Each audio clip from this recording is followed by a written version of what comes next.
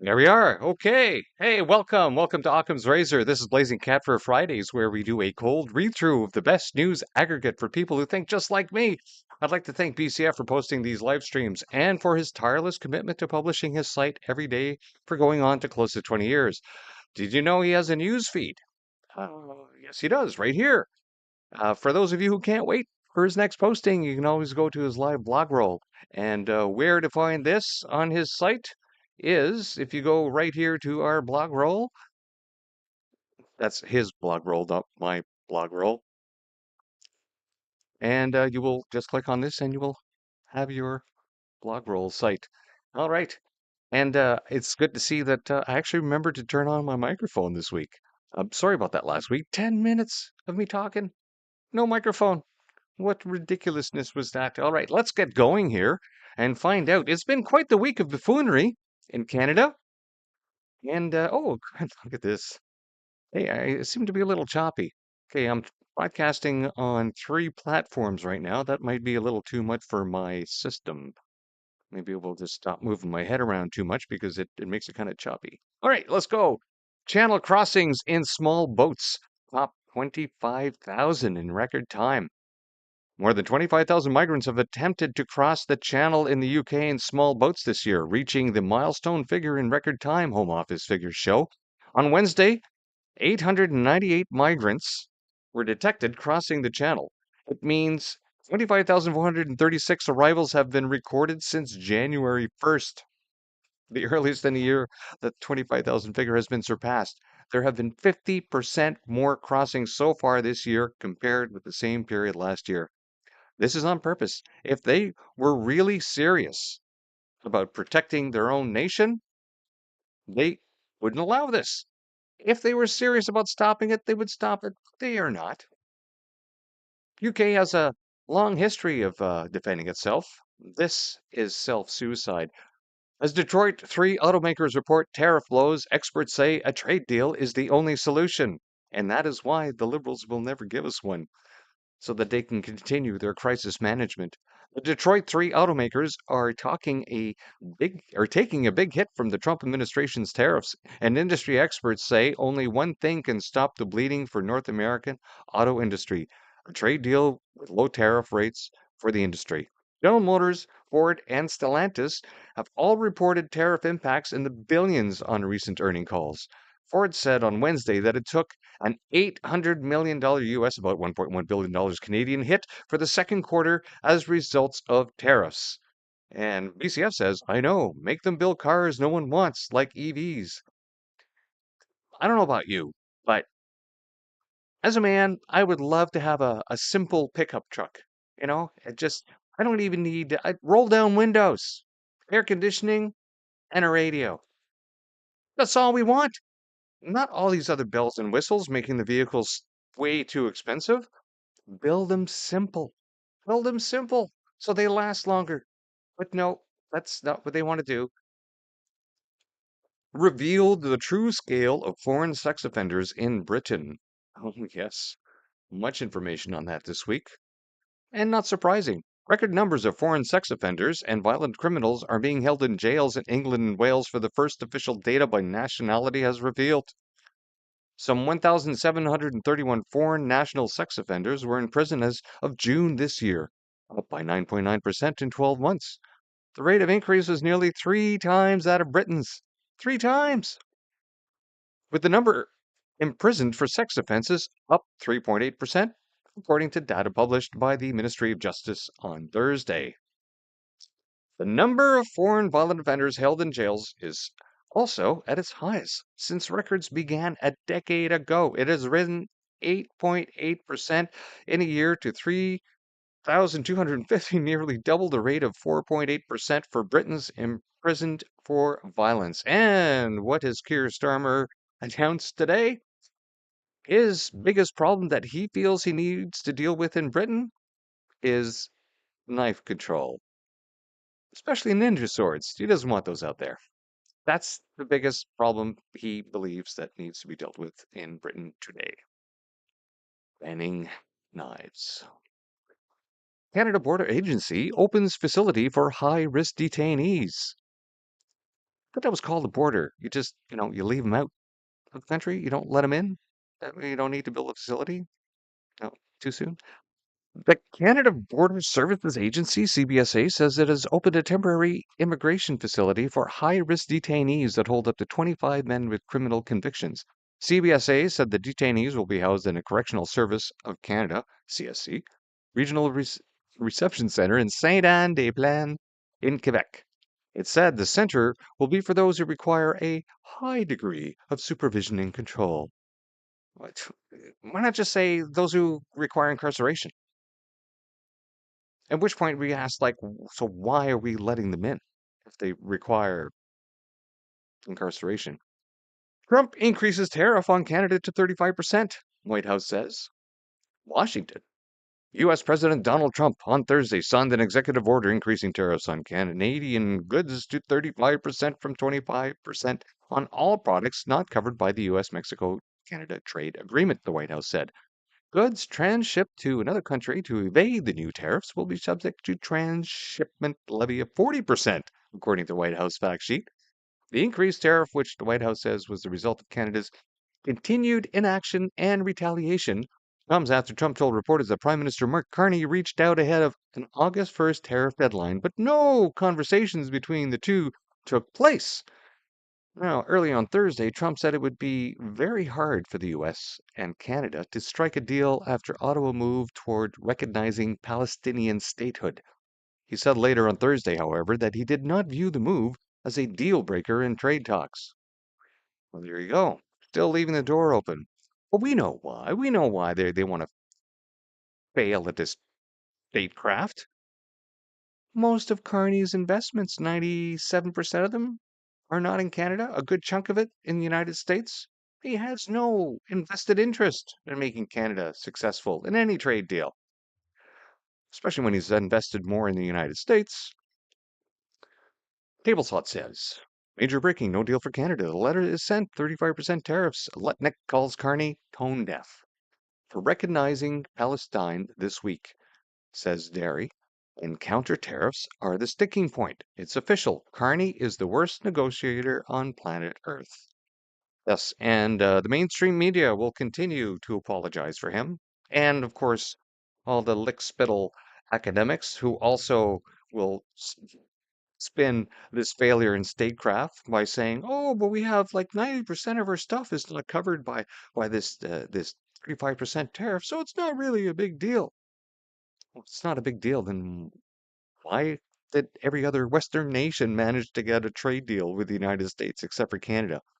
Other than, Switzerland at 39%, but how much trade does the US really do with Switzerland?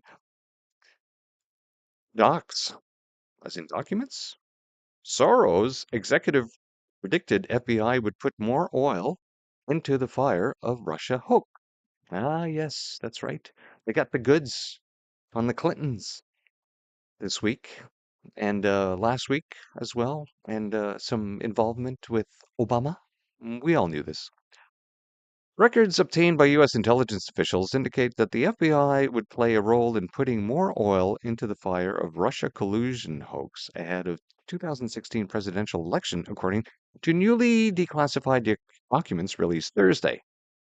The apparent revelation was included in a previously classified appendix that was a part of John Durham's 2023 special counsel report on the origins of the fabricated scheme attempting to advance the falsehood that Donald Trump colluded with Moscow to steal the 2016 contest. Well, Michael Taub, of course. Ontario's activist judiciary would invent a right to bike lanes. Oh, yes, that's right. It's the weirdest decisions being made by the courts these days that certain things are human rights, but other things are not. I'm sure in the middle of January, um, the first thought that comes to mind is I really wish there were bike lanes in downtown Toronto. Removing bike lanes is unconstitutional. It sounds completely insane, yet that's exactly what the Ontario Superior Court ruled on Wednesday with respect to Doug Ford's plan to remove bike lanes on three busy Toronto intersections, Bloor Street, Yonge Street, and University Avenue, to improve the flow of traffic and reduce congestion. I, you know what, Doug, I don't think you need to worry too much about congestion in large cities because eventually people are just going to leave because they can't afford to live there. So the traffic will regulate itself as your taxpayer base leaves. And the people that remain, they won't be able to afford to drive anyway. So I suggest you concentrate on your public transport. Muslims and the future of Britain. Let's see what's happening in Britannistan. Italy school blasphemy protest, Islam Muslims UK. Can native Britons save themselves and preserve their country? Before I read the next part, let's just say that if you looked at the top name of students in school in the UK starting over 9 years ago was Muhammad. So I think that would answer that question. More than 4 million Muslims, both migrants and native born, now live in Britain. Immigration from Muslim lands has not been halted. Fertility rates of Muslim women in the country far exceeds that of non-Muslims. And why would that be? Well, there are various social reasons, and but the primary reason is how can they afford to? Who's paying them to have these kids? How are they surviving? How do they live? If you look at their society and the way they interact with each other and how they maintain their households, you would see that they're able to manage their money a lot better. And they also make use of social services at every aspect. I'm sure if you looked at the stats, I wouldn't be wrong. Toxic smoke from Canada's wildfires is suffocating Minnesota. Well, that's not the only thing suffocating Minnesota. I did not intend to write about Canada again, but I live in Minnesota, or I'm trying to.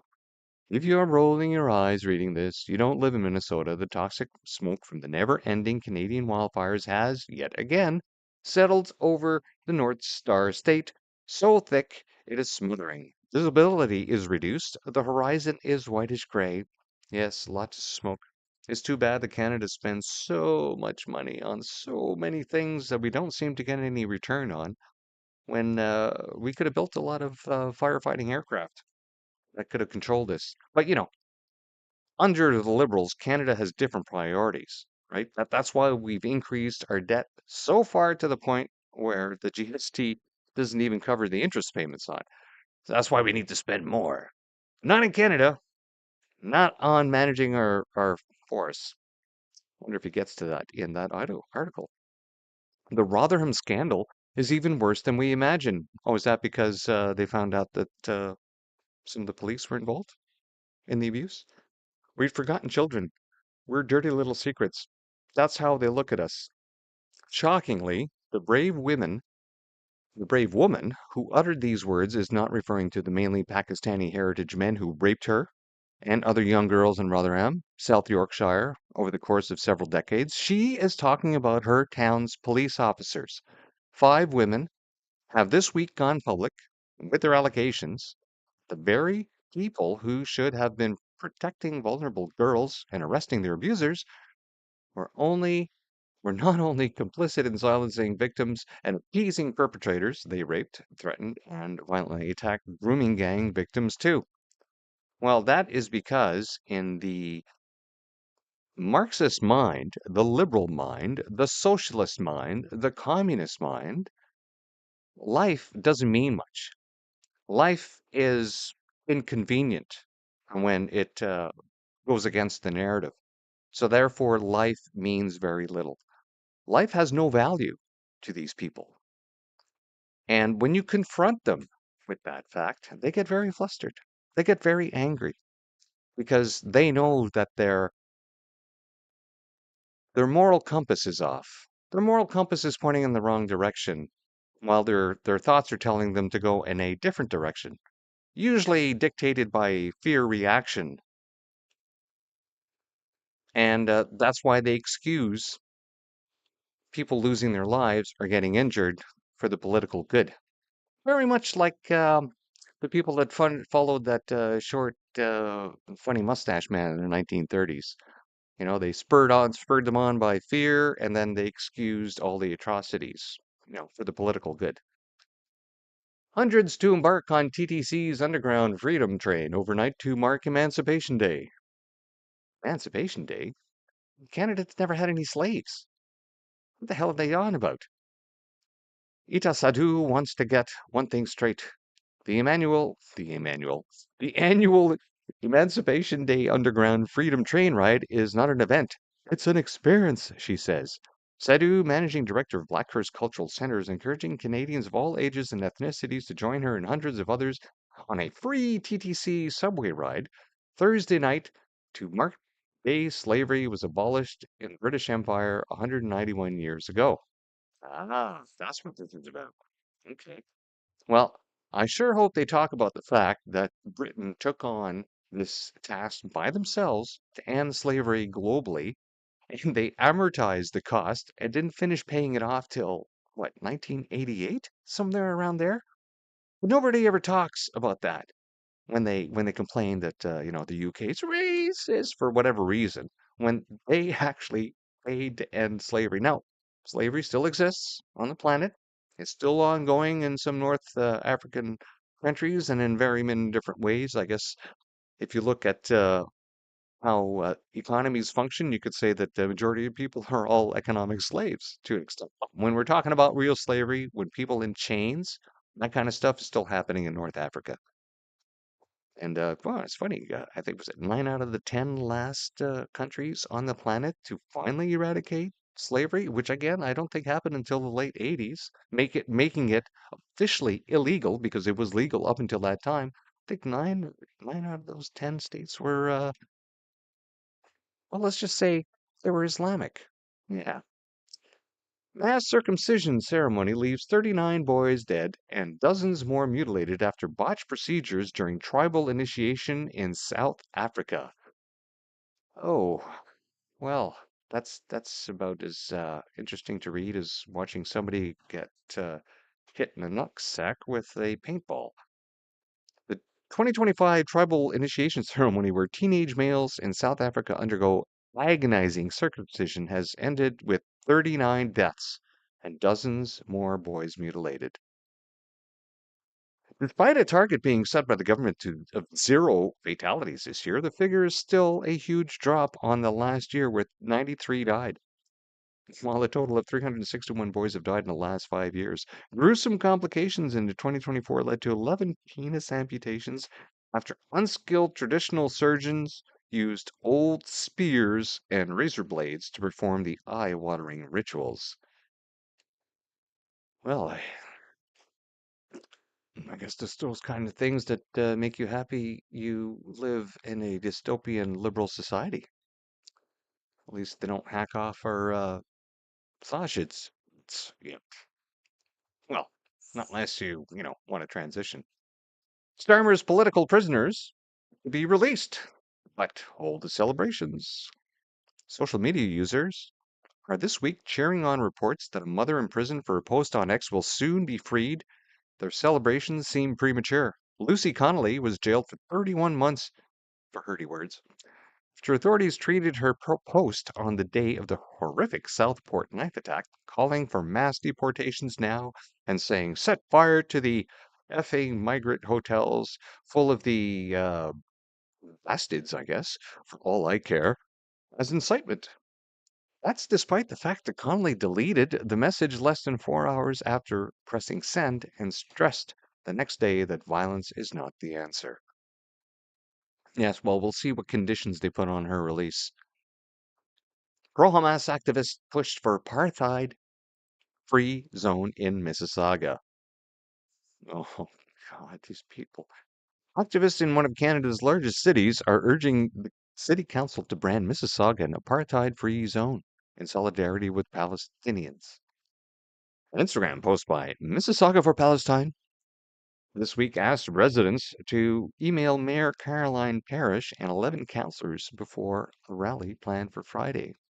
So what does Amy Meck say on X? Yasir Qadi in Canada. Islamization in plain sight. Texas, America. This is your warning. Radical Imam Yasir Qadi just gave the marching orders in Mississauga. You should not have a single Islamophobic candidate in your entire area. Translation, we have the...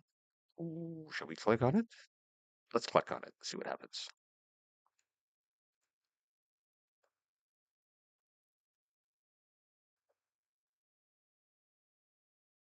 Ooh, it's a good one. Where are we?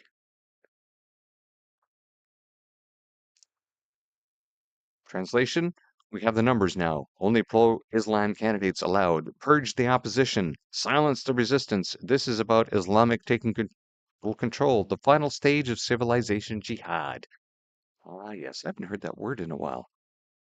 We used to warn everyone. We tried to, you know, on this site, on Blazing Cat Fur. ECF has been trying to warn for close to 20 years. Here, how it works. Flood the area. 2. Smear and destroy anyone who pushes back. 3. Seize political power, rewrite the rules, and dominate the culture. Qadi tells Muslims to claim ownership of your cities, not just live in them. He's not asking for inclusion. He's demanding submission. And Islamophobia? That's the club they use to beat Westerners into silence. They march through your schools, your city councils, your courts, unopposed. Then, to rally the base, Qadi cries, "Victim!" pretending Muslims are under siege while they take over your institutions one by one. Wake up, Canada. Wake up, Texas. This is a hostile takeover dressed in religious victimhood. A warning to the West. History makes this painfully clear. At 1%, Islam is peaceful, exotic, romanticized. At 5%, demands begin. Halal laws, special privileges. At 10%, riots, firebombs, and grievance violence explodes. So here we are in Canada. I believe we're between the 5 and 10%. We already have halal food in the stores now, and we already have them on the streets. We've had firebombs, we've had anti-Semitic attacks, we've had churches burned, and we see them on the streets, illegally blocking traffic, performing dawah, as they like to pray, in the middle of the streets. And then we go here at 20%, jihad militias form, churches burn. Well, so we've already had the burning churches. Non-Muslims flee. And yes, I think this part right here, non-Muslims fleeing, well, there has been a lot of economic fleeing from Canada. And I'm sure this hasn't helped as well with the mass immigration as the demographics change completely in certain areas, making people feel like it's no longer their country anymore because the people that live there don't share their values. At 40%, open ethnic cleansing starts to occur. That's right, because they've got their militias, and they're from 80 to 100% genocide, Sharia, no dissent, no escape. And then know them by what they do is what I always say. If you look at the history of every single Islamic country out there, other religions do not survive. They continue to shrink and eventually they disappear because Islam is submission. Just look at Europe. Sweden, France, and UK, migrant violence, Sharia zones, beheadings in broad daylight. It's already happening. Don't think Texas is immune. Don't think America is safe. We don't push back now. If we don't stop this while we still can, we will be overrun. And here's a little clip from Rare. Let's turn on.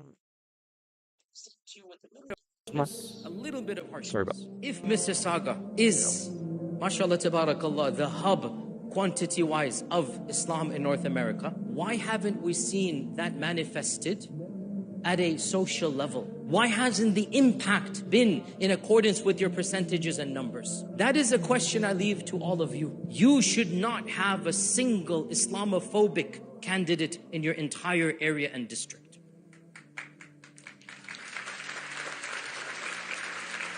You should not have any issues of women who wear hijab, they're getting harassed on the streets. They're getting death threats. Last year, was it, or 2 years ago, some people tragically lost their lives. May Allah grant them shahada. This should not be happening. And you cannot just sit back and allow it to happen. No. You have to claim ownership and say no to the naysayers from within. You have to claim ownership of that which is yours. Those of you who are Canadian citizens, and I think that's the majority here, embrace that identity. Be thankful to Allah you have that identity, and then exert that influence ethically and morally.